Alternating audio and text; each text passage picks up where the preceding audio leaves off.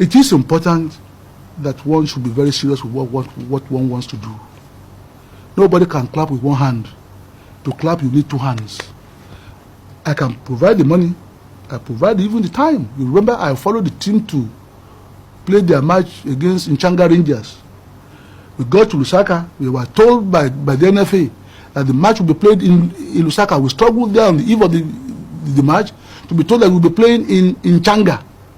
I had to beg for a flight to hire to charter an F-27, fly us to Ndola at 10:30 at night, hired a bus from Ndola to take us to through Kitwe to Nchanga, only to find that the bus driver was drunk. So I drove the bus myself for 3.5 hours.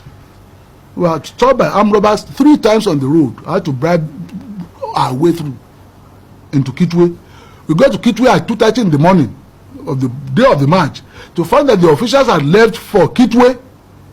So we had dropped the boys, made sure they rested quickly, drove the same bus back to Kitwe to look for the officials to bring them back at 7 in the morning to officiate.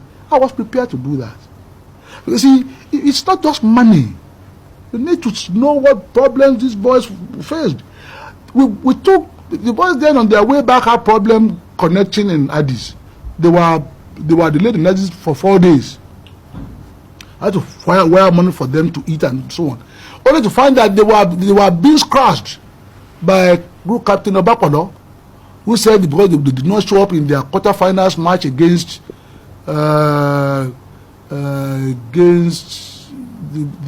Maiduguri side,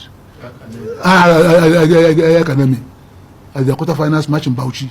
I had to fight to get them to be allowed to play that match. They eventually qualified.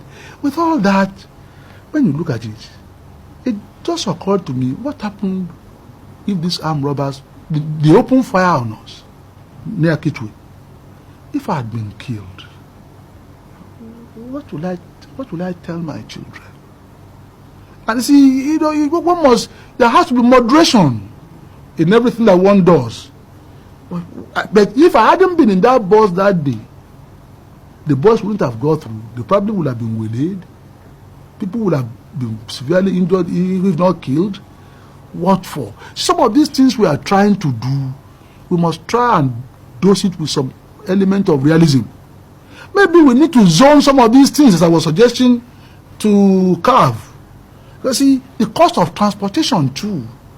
How much it cost me in foreign exchange. We played Esperance in Tunisia. We had evidence that some of my boys took bribe to concede that match.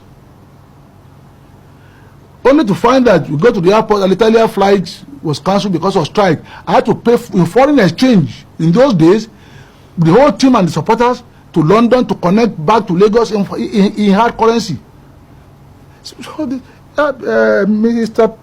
P.C. Achebe was there. He was one who said I should disband the whole team. Only to find that I could hardly find a good team to play in the finals at Challenge Cup. It was a miracle that we won that Challenge Cup. I dismissed 12 of my players. See, these things was too much for me. And I'm not getting younger.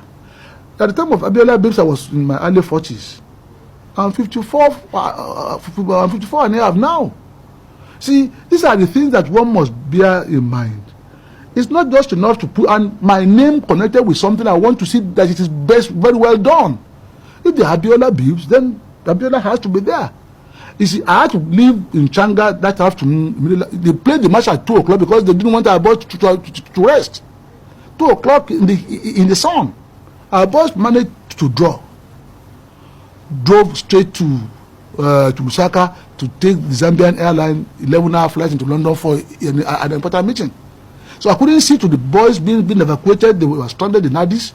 See, there's so much hassle in all these things. And wait, what is only one man? My father told me when the cousin was made 4-man.